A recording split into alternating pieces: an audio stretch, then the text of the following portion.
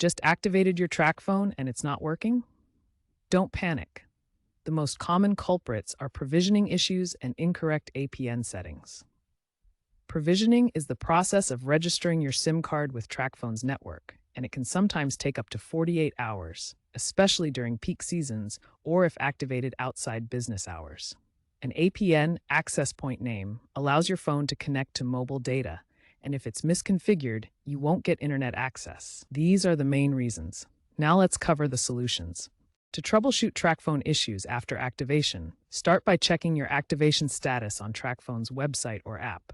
If it shows pending, wait a few hours up to 48 hours. If it's been longer, contact support.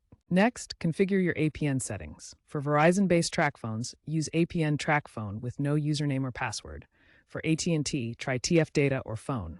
Check Tracfone's website for your specific network settings. After updating APN, reboot your phone. Hold the power button for 10 to 15 seconds to force a shutdown. Wait 30 seconds, then power back on. This forces the new settings to apply. Finally, ensure your phone is compatible with Tracfone's network using their compatibility checker tool. If these steps don't resolve the issue, contact Tracfone support for further assistance.